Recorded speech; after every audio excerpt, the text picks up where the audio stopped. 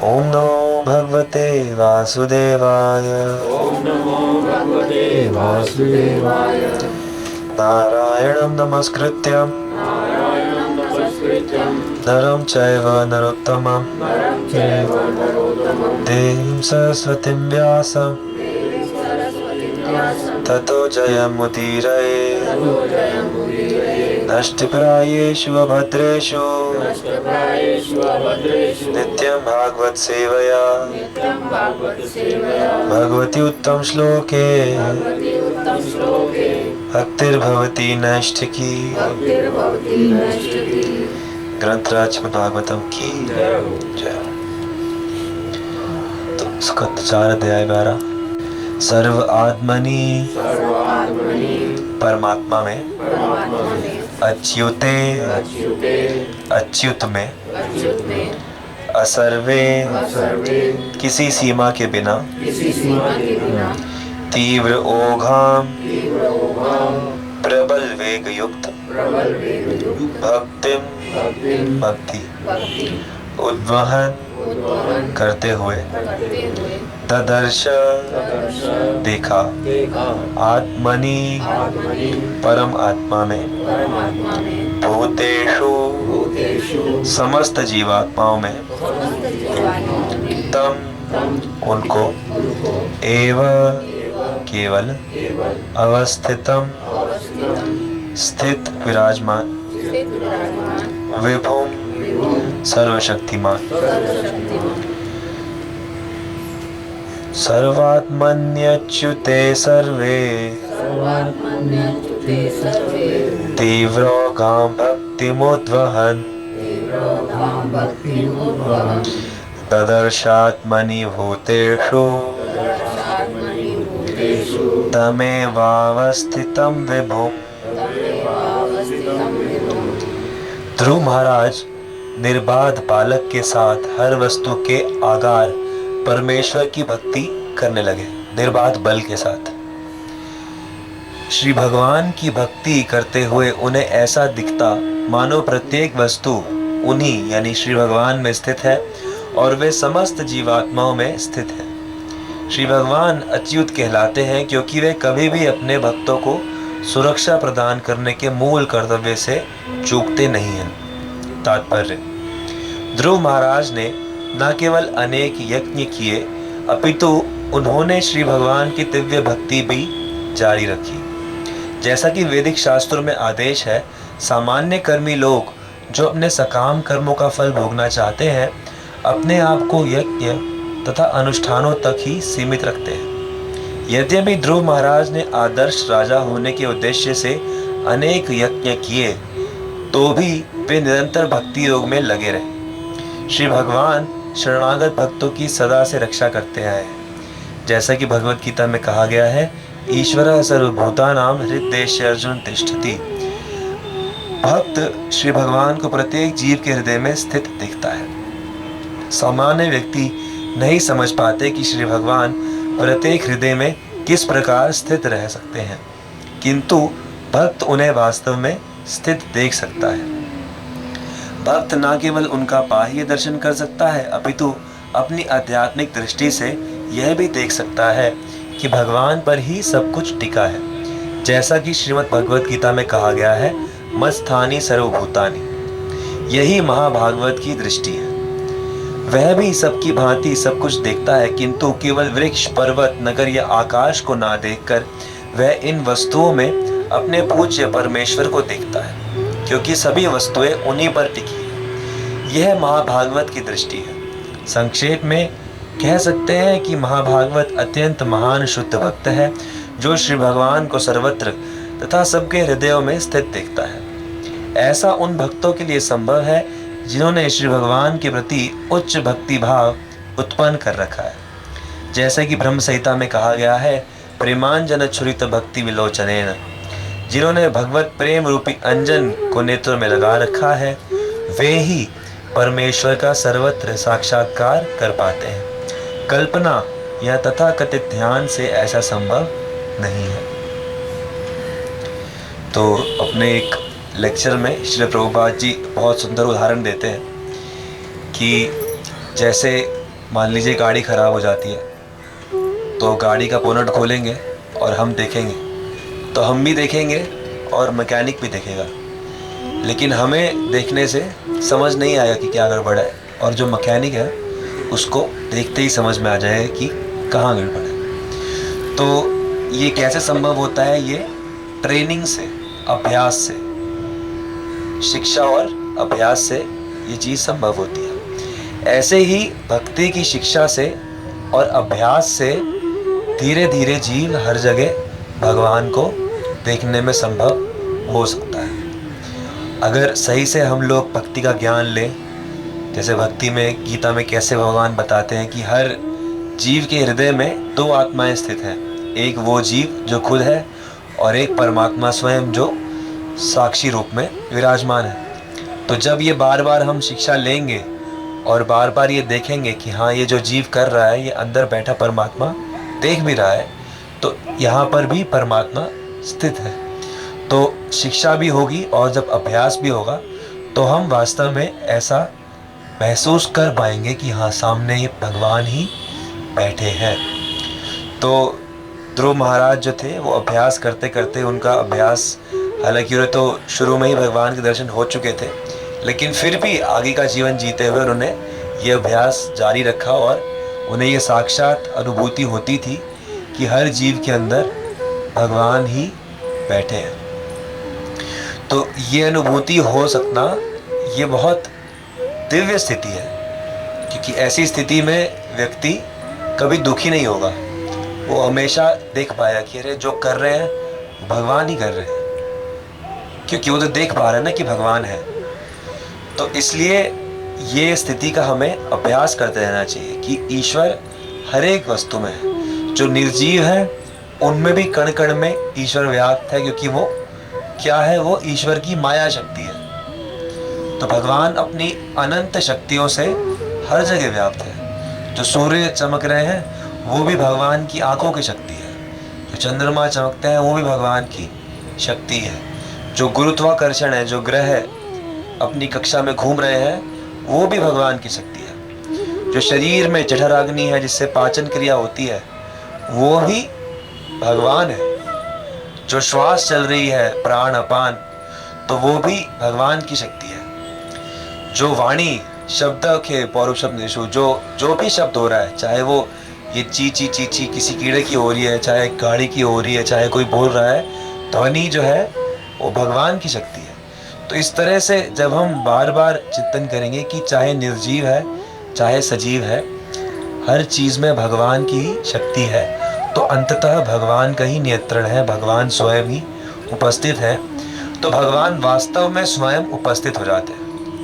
यो माम पश्यति सर्वत्र सर्वत्र च मयि पश्यामा तस्य हम न प्रणश्यति स च मे न प्रणश्यति, कि जो मुझे हर जगह देखने की कोशिश करता है उसको मैं दिखता हूँ, और जो कोशिश नहीं करता है उसको मैं भी देखने की कोशिश नहीं करता हूँ। ये यथा माम प्रपद्यन्ते तां सदैव भजाम्यहम्। अगर हम भगवान को देखने की कोशिश करेंगे तो भगवान हमें देखने की कोशिश करेंगे।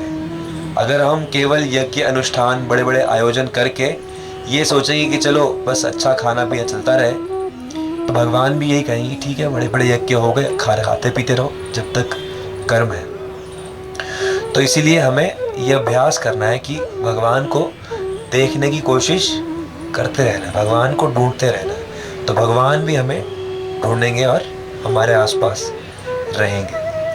तो ऐसा ध्रुव महाराज करते हुए उन्होंने कई समय तक राज्य किया, कई यज्ञ भी किए और भगवान की भक्ति को भी जारी रखा। और जैसा कि कहा कि भगवान अच्युत हैं, क्योंकि वह कभी अपने भक्तों को सुरक्षा प्रदान करने में चूकते नहीं हैं। तो हमें बस यही तो डर लगता है कि भाई हम भगवान का ही ध्यान करते रह जाएंगे तो कहीं हमारी कुछ कमी ना हो जाए, कुछ चूक ना हो जाए। तो वही यहाँ बता रहे हैं कि भगवान नहीं चूकेंगे, भगवान भक्त को संभालने में कभी चूकेंगे नहीं। इसलिए सब कुछ भगवान के निमित्त करने की कोशिश करते रहो, हर चीज़ समर्पित करते रहो, डरो मत, कि भगवान नहीं चूकेंगे। लेकिन फिर भी हमें बड़ा मुश्किल होता है करने में, तो जितना जितना अभ्यास हो रहा है वैसा वैसा करते रहें, वैसा वैसा करते रहें और अपने दृष्टिकोण को पूर्णतः आध्यात्मिक बनाते रहें। प्रेमांजन छुरित, तो अपनी आंखों में प्रेम का अंजन लगाना है। प्रेम का अंजन यानी कि वही, ये प्रेम कहाँ से शुरू होगा? तो पहले स्वरूप ज्ञान से शुरू होगा कि हर जगह भगवान है, भगवान मेरा ख्याल रख रहे हैं। अरे भगवान मेरा ख्याल रख रहे हैं तो मैं उनका ख्याल क्यों नहीं रख रहा?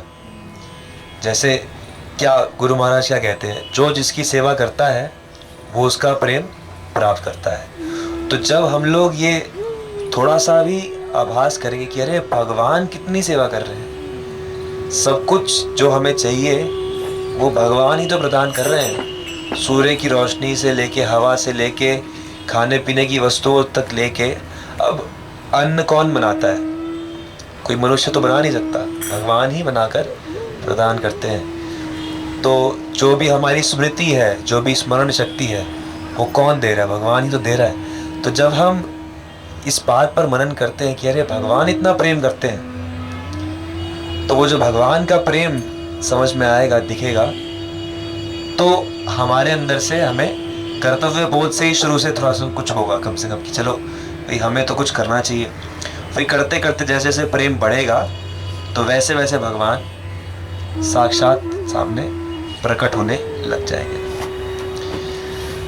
ग्रंथराज श्रीमद् भागवतम की। तो किसी कोई प्रश्न है तो चर्चा कर सकते हैं। तो आज श्रील प्रभुपाद जी के गुरु जी भक्ति सिद्धांत सरस्वती स्वामी प्रभुपाद जी का आविर्भाव दिवस है। तो जैसा कि हम कई बार उनके बारे में चर्चा करते हैं कि हमारी जो मुख्य धारा जो चल रही है वो भक्ति सिद्धांत महाराज के कारण ही चल रही है, क्योंकि इससे पहले, उनसे पहले जो चैतन्य महाप्रभु का संदेश था वो केवल कुछ वंश परंपराओं में चलता था, जैसा कि परिवार थे, अद्वैत परिवार, गदाधर परिवार, नित्यानंद परिवार इत्यादि, या फिर गोपाल भट्ट परिवार।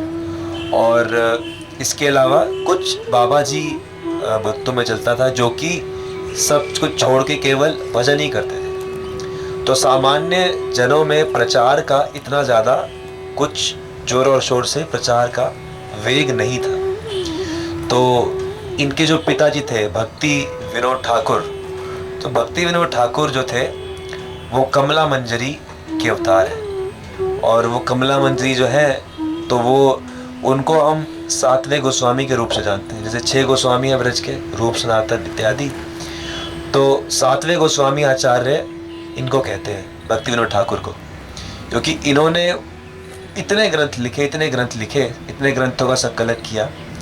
तो इनकी ये इच्छा थी कि कोई ऐसा महापुरुष आए जो कि इन सारे ग्रंथों को, जो कि गौड़ीय वैष्णव विचारधारा को पूरे विश्व में प्रचार कर सके। क्योंकि अन्यथा जैसे जो भजनानंदी हैं, अगर एक ही जगह पर रह के भजन कर रहे हैं तो उन तक पहुंचने वाले लोग बड़े कम हैं। और जो व्यक्ति खुद निकलकर सब ये धारा हर जगह ले जा सके, ऐसे व्यक्ति की उन्हें आवश्यकता थी। तो उन्होंने माँ बिमला से प्रार्थना की, यानी कि दुर्गा माता से जगन्नाथपुरी में, कि कोई ऐसा भक्त भेजिए। तो इनके घर में ये बालक पैदा हुए।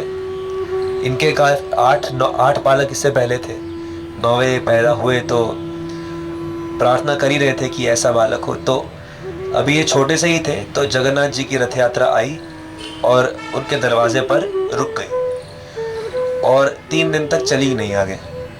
तो भक्ति विनोद ठाकुर ने सोचा चलो बच्चे को आशीर्वाद दिला लें। तो जैसे ही उनके चरणों में, जगन्नाथ जी के चरणों में इनको रखा तो इनके गले में जगन्नाथ जी की माला गिरी और तभी रथ चल पड़ा। तो भक्ति विनोद ठाकुर को समझ में आया कि शायद यही वो महापुरुष हैं जिनको कि भगवान ने स्वयं भेजा है। तो उन्होंने उनका नाम रखा बिमला प्रसाद। बिमला प्रसाद बचपन में उनका नाम रखा गया कि माँ बिमला का प्रसाद है। और बचपन से ही भक्ति विनोद ठाकुर ने सारा भक्ति का ज्ञान दिया। और ये इतने, जब ये पैदा हुए थे तो बताते हैं कि जैसे जनेऊ होता है तो इनके उल्टे कंधे से लेके यहाँ तक ऐसा निशान था कि जैसा कि बालक पैदा ही ब्राह्मण हुआ है, पैदा ही जनेऊ लेके हुआ है। और महापुरुषों के कुछ लक्षण होते हैं, जैसे कि सिर बड़ा होना, आंखें बड़ी होना, हाथ लंबे होना, बाजुएं ज़्यादा लंबी होना, हाथों में और पैरों में ज़्यादा लालिमा होना, इसके अलावा जनेंद्रियां छोटी होना और आंखें बड़ी होना, मस्तक बड़ा होना। तो ऐसे कई लक्षण इनमें जन्मजात थे। तो इन सब से भक्तिविनोद ठाकुर को ये पुष्टि हुई कि यही वो बालक है जिनको कि माँ बिमला ने और स्वयं भगवान कृष्ण ने भेजा है। और इनकी दृढ़ता की जो स्थापना हुई वो तब हुई जब बचपन में एक बार ये इन्होंने आम खा लिया, बड़ा पसंद था आम, और खा लिया। और भक्तिविनोद ठाकुर ने आके देखा, अरे तुम आम खा रहे हो, तुमने भोग नहीं लगाया? भोग लगाया? नहीं लगाया। तो उन्हें इतनी ग्लानि हुई कि अरे ये आम का रस जो है वो मुझे इतना मदहोश कर रहा है कि मैं भगवान को भोग लगाना भूल गया। तो उन्होंने प्रण लिया कि मैं जीवन भर आम नहीं खाऊंगा। तो छोटे से बालक ने प्रण लिया और जीवन पर्यंत उन्होंने फिर आम नहीं खाया। प्रसाद है ऐसा सोच के भी नहीं खाया कि भाई प्रसाद नहीं, ये जो है इसका रस मुझे भगवान को भुला देता है, तो ठीक है भगवान को अर्पण हुआ है तो भक्तों में ही बट रहा है। लेकिन उन्होंने ग्रहण नहीं किया। तो बुद्धिमता में इनका कोई जो था वो कॉम्पिटिटर नहीं था। इंग्लिश में ये बहुत ही ज़्यादा पढ़े लिखे, बहुत बुद्धिमान, और शास्त्रों में भी संस्कृत इत्यादि ग्रंथों में इन्होंने सिद्धांत, सूर्य सिद्धांत नामक एक ग्रंथ का जो था वो भावानुवाद अर्थ किया, जो कि और कोई उससे पहले नहीं कर पा रहा था। तो इसलिए इनको सिद्धांत सरस्वती उपाधि दी गई। और ये कॉलेज में थे तभी इन्होंने एक भक्तों का ग्रुप बनाया कि हम सभी ब्रह्मचारी रहेंगे आजीवन। तो हालांकि और कोई उनमें से नहीं रह पाया, लेकिन ये आजीवन ब्रह्मचारी रहे। और ब्रह्मचर्य के बाद इन्होंने सीधा संन्यास लिया। इन्होंने गौर किशोरदास बाबा जी से गौड़ीय वैष्णव संप्रदाय में दीक्षा ली। और उसके बाद संन्यास इन्होंने इसलिए लिया क्योंकि सन्यासी का कर्तव्य है समाज में भगवत ज्ञान को फैलाना।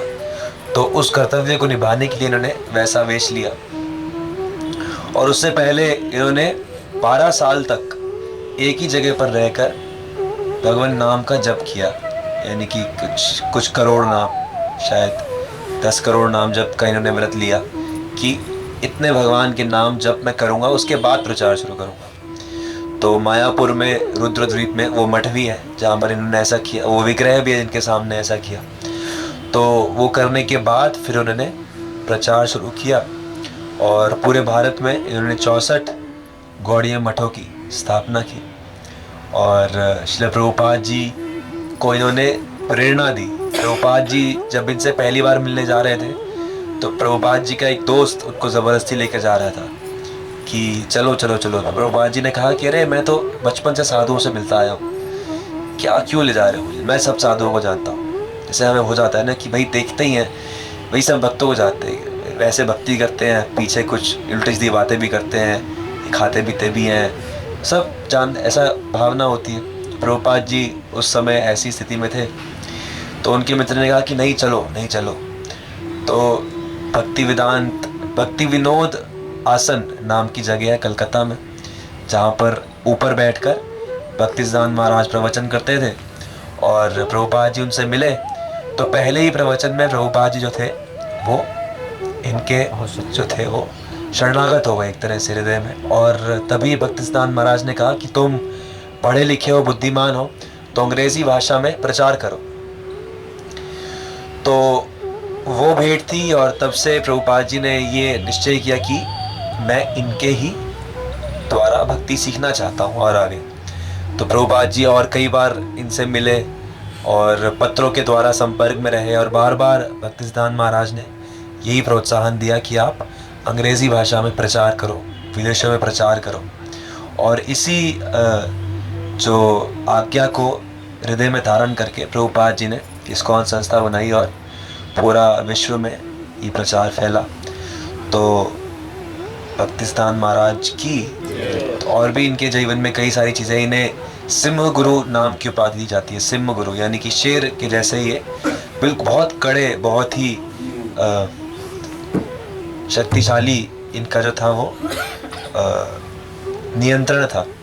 भक्तों को बहुत ही कस के रखते थे। 64 माला का नियम कि जो भी मठ में रहता है उसको कम से कम 64 माला करनी है, और इसके अलावा प्रचार करना है। और इसके अलावा तो बचपन से ही बुक्स प्रिंट करने में ये एक्सपर्ट थे, और बुक्स प्रिंट करते थे। तो इन्होंने प्रेस खोली थी अपनी, और प्रेस के द्वारा ये कई सारे मैगजीन्स, कई सारे पुस्तकें वितरण कर करके भगवान की भक्ति का प्रचार करने का प्रयास करते रहते थे। और बहुत सारी चीज़ें इनके बारे में और सुनने पढ़ने को, क्योंकि और आगे आगे चर्चा कभी कभी करते रहे। ओ हे वैष्णव ठाकुर दयाल सागर, हे दासे करुणा करी।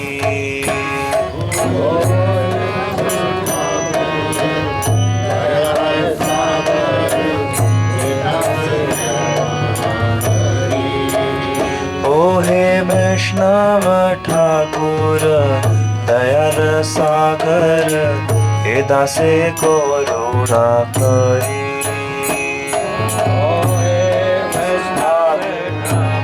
दयाल सागर, हे दासे करुणा करी।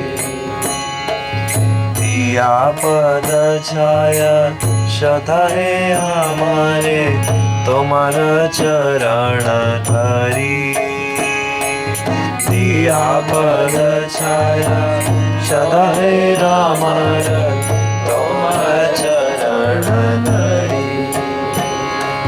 छाया वे कदमी क्षय दोष शोधी, क्षय गुण देहो दासे। छाया वे कदमी क्षय गुण देहो दासे। क्षय सतसंग देहो आवाजे, ओसे छी संगेर आशे।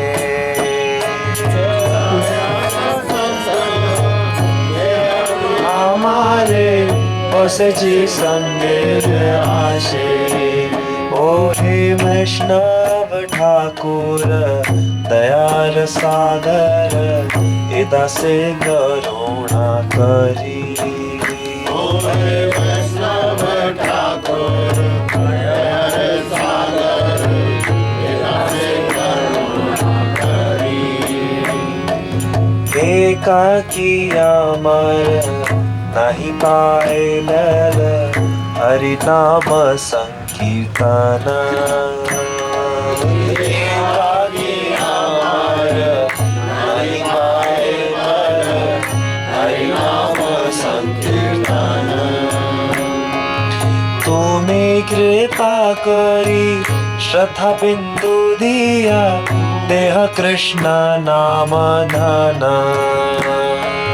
तुम्हें कृपा करी श्रद्धा बिंदु दिया, देह कृष्ण नाम धन।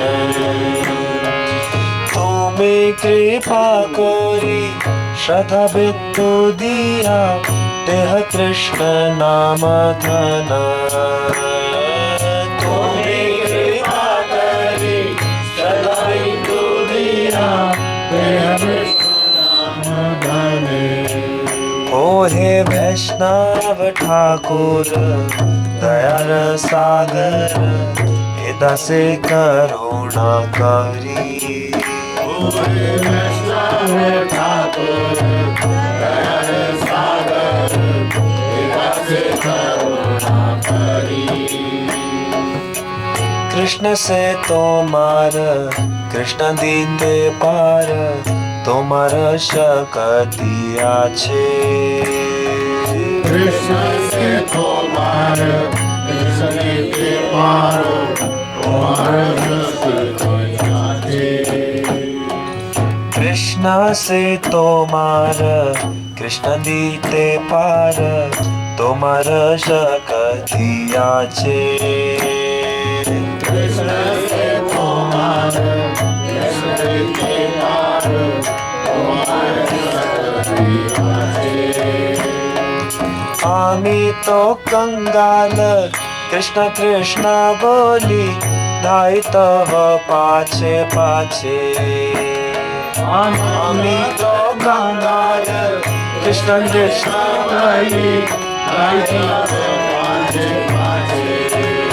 ओरे वैष्णव ठाकुर दया सागर एदा से करुणा करी